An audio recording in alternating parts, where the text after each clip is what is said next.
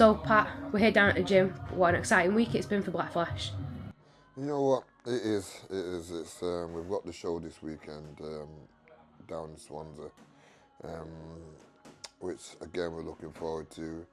Then we've got the 31st of May. So we've got the 10th of May, the 31st of May. Then we've got June. Then we've got July. So we're quite busy really. Keeping busy, but something we have been, well, yourself have been busy this week is we were down on, what day was it? Tuesday with the board. Oh yeah, yeah. And then we had what's it called? Jenna Pilling. Is also signed with us. So she's looking to make a debut hopefully, would be on the June show in Liverpool. And then it's good to see that Arton conspiring and bringing this one over. I mean, this to me has been one of the most dark horses and been kept under wraps for so long because, obviously Black Flash Motions got itself endorsed.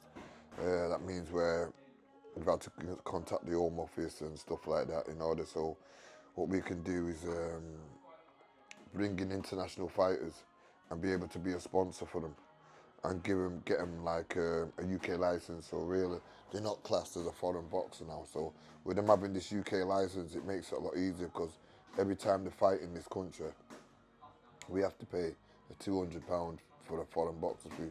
But now he's got a UK license, there's no more of that. So sooner or later, I could probably, because he's based over here now in the UK, I could probably get him fighting for the UK title. But at the moment, this Arton is honestly, he's from the same mountains of Beterbiev. He's Armenian, from the mountains in Russia. And what a fighter he is. He's absolutely 10-10. I've had him over here. He's fought 4 times on my shows before. He's got a record of 10-0 with 8 knockouts. And I think he's something that boxing is missing. And that's excitement. He brings it. And we've seen him, you brought him over in preparation for Lyndon's fight against Yard to sparring with Lyndon. What was the decision you made in doing that? I mean, look, he's not been training. He jumped on the fly, and for anything that can help, and for every bit of experience he will do, you won't get him saying no. You won't. He deserves it. He's one that rightfully deserves it. He's not. He's been out the ring now for I think a year and a half, waiting for all this to come through because he's gave up his Netherlands boxing license so he could get the UK boxing license. And obviously with all this taking place with the Home Office and getting Black Flash endorsed so I can bring in my own international fighters, it took some time. You can imagine that it would do, but now it's done. It's like, with a few things to get sorted out and we're nearly there. So hopefully we can see Arton fighting on the July show. Where Rizard will be fighting for the Central Area super middleweight title. That'll be some card, that Pat, when you've got the likes of Ivan, you've got the title on there as well.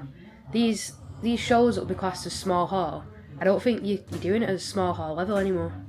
Now, you know what? It is what it is. It'll always be small hall, and it is going to be that because really, I think what's missing with boxing now, grassroots boxing is becoming extinct because don't forget now you've got 3 of the biggest promoters working together now.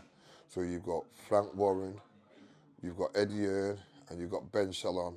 Yeah, and they're all working together now, at the top.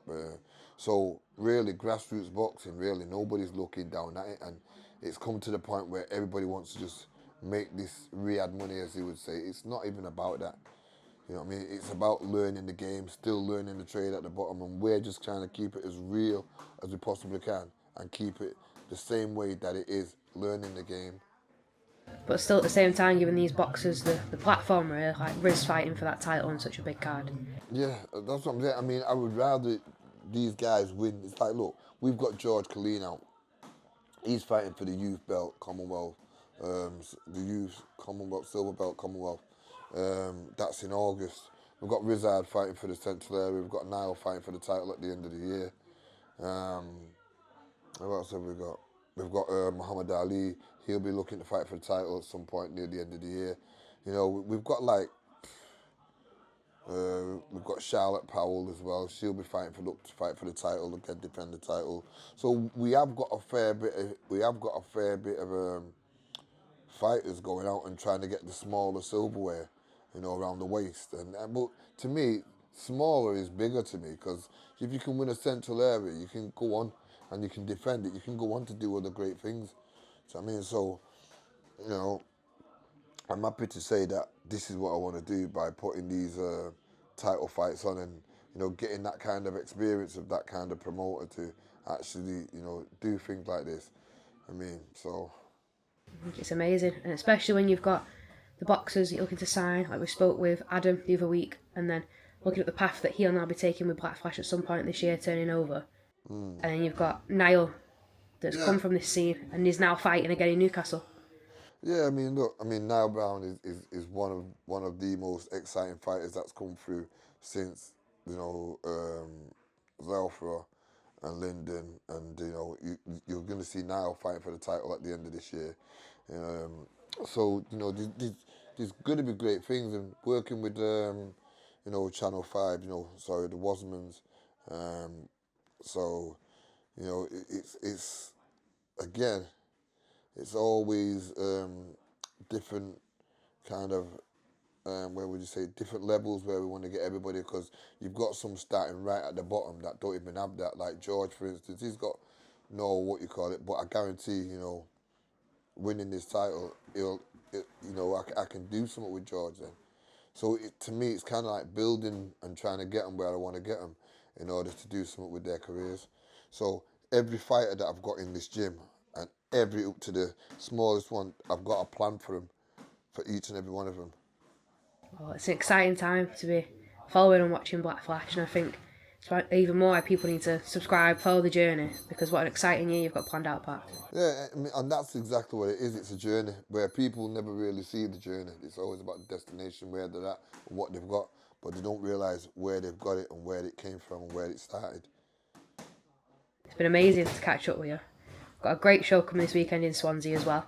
Got some great people on that. You've got the ones that you manage down there, the likes of Morgan and Josh and Tuesday as well. Yeah, yeah. Great card. Yeah, and don't forget Romeo Oh, as well. Romeo as well, yeah. Yeah, Romeo Costa.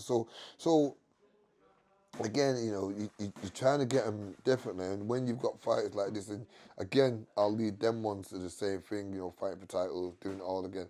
So wherever you've got like, you've got a stable full of champions. That's exactly what you've got down here, isn't it, Pat? And I think that's all all I've ever wanted, really, is to have a stable full of my own champions, where it's a challenge trying to do something with them and trying to give somebody a career. Oh, well, it's been an amazing little catch-up, but I can't wait to see, like you say, the journey. It's not just the destination that you see when they've got the hand raised and that belt, it's following them now to see how they get there. Yeah, 100%. 100%. Thank you so much. Cheers, thank you.